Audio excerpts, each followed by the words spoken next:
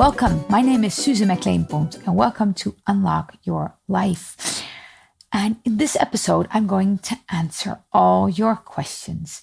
So, over the past few weeks, we've been talking about money and business. And one of the things that we've been talking about a lot is not knowing how to get what you want and not really knowing what you want, right? So we've been talking a lot about these subjects. And one of the questions that people have been asking me is, but I just want to be successful. And if I'm successful, then I will whatever, right?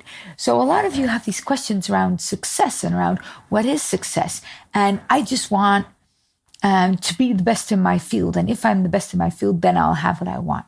And I'm hearing all these questions. And the big thing that pops into my head is, what is success actually to you? And I really want you to hear me on this. So a lot of people say, yeah, but I just want a big business and that'll be a success. Or, for instance, I'm a speaker and they say, I just want to be on the biggest stages. And if I'm on the biggest stages, then I'll be successful. But is that really true? I want you to think about it, right? So we all know the seminars, or if you don't, then that might be worthwhile checking out. There's these seminars with a big guy. Sorry, ladies, it's normally a guy on stage jumping up and down and the whole room being all pumped up and yeah, come on. And sometimes the atmosphere is less pumped up, but big guy on stage, hundreds of people in the room, right? We all know that. Tony Robbins, Harv Eker, J.T. Fox, Robert Kiyosaki, we can name all the names, right? And these guys tend to have hundreds, sometimes thousands of people in the room. And that is an image of a successful speaker that many people have. But is that really success? And I want you to think about it, because what defines success for you? For instance, for me, I've been to all these seminars. I've been in all those rooms, and actually, quality-wise, I think they're pretty good. No judgment there. But for me, I've also crewed at the back of these rooms. And for me, success doesn't look like hundreds of people in the room shouting out all these things. For me, success looks like this. 80% of the people, minimum, actually not just walk out of the room with feeling great, but walk out of the room knowing what to do and implementing. To me, that's success. So after being to all these seminars, I wondered, how come I am just one of the few out of all these hundreds that's actually implementing what I learn here? Why is that? I don't get it. I want seminar rooms filled with people who will actually do what we talk about, right? That's my view of success. So I'm not saying it's not successful. I don't know their definition of success, but my definition of success has everything to do with people in a room actually going out into the real world and doing stuff. My vision of success is not having hundreds of people put my quotes all over the internet, although I'd be very happy if you do, but that's not my vision of success. My vision of success is you implementing what I teach you and running your business so that we actually get that society that I want. I want you to have success. To me, that's success. So, and then think of it in a slightly different way. Even if you would think, yeah, but hundreds of people in the room would be more impact, right? Is it really more impact? Or does it just look that way? So for instance, working at the back of the room of these stages, I have learned something really interesting. The last time I was there, I was about 6 months ago, huge seminar, over 400 people in the room. And they sold a 10,000 euro program. So they were selling this 10,000 euro program and the sales tables were crowded with people, right? So everybody was like, oh, wow, this is amazing. And this is a crowd of people and everybody really wants to have these programs.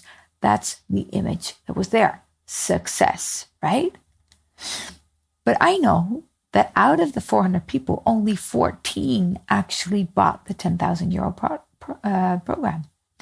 Now, they also sell other programs and slightly cheaper ones, and so there's a lot more for sale than just that. But think about it. This is what they really want to sell there, right? And they want, actually, at the end of day 3, people to all come to the back of the sales table, hand in whatever they bought, and exchange it for the full program and not just the bits and pieces. So that's what they're after. They're after selling the big program. That's their target. And then you have 400 people in the room and only 14 buy that. And that's still good, right? 14 people who buy the big program. That's great. But think about it.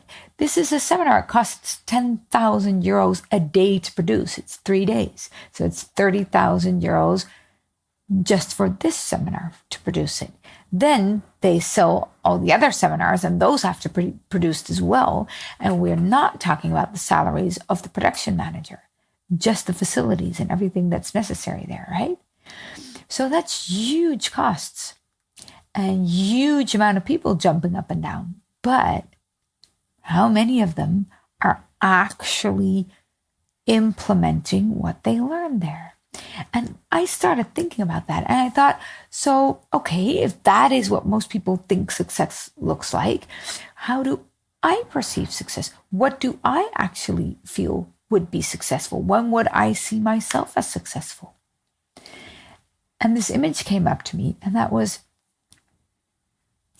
well, for starters, it was 25 to 30 people. But it's not about the amount. It's about that if we have 30 people in the room, that 28 actually start implementing. And that the 2 who don't have a major disruption in their life that made them not able to implement. So, for instance, their partner died or got sick or something really bad happened. So I want as close to 100% of the people in the room actually changed in real life. That's my vision of success. Now, I can see that would also be possible with more than 30 people in the room. So I'm not tied to that number. Success is not, I just want 30 people. It's about the implementation. So at this point, I know that with 30 people, we can have that level of implementation. And that's what I really want. Because then I would feel successful, because then I have contributed to all these people's lives. And I'm not saying that is the best definition of success. It's my definition of success. So what I really would like for you to do is to write down in the comments here below, or write down for yourself minimum, but please share it with me as well. What is your definition of success? When have you been successful?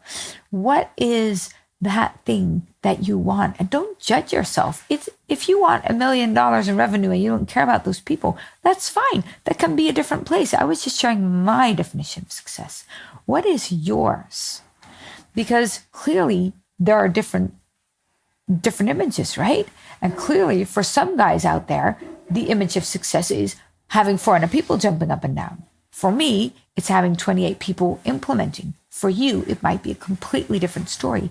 But there is no real use in knowing what to do. We can never define what you should be doing, or what your beliefs should be about, or how you can change your life and grow your business without compromise, if we don't know when you will be happy and fulfilled and what will actually make your heart sing. So do me a big favor, write it down, share it in the comments, share it in the Facebook group. And if you're not a member of the Facebook group, please click on the link below and go straight over to Money Mindset Strategies for Heart-Centered Entrepreneurs and join that group. I'm live there every single Monday. You can ask me anything and share your insights right now. So do it right this minute. Share this podcast for all your friends. And I cannot wait to see you next week, where we are going to go over a completely different subject, money and finances. So see you next week. Bye.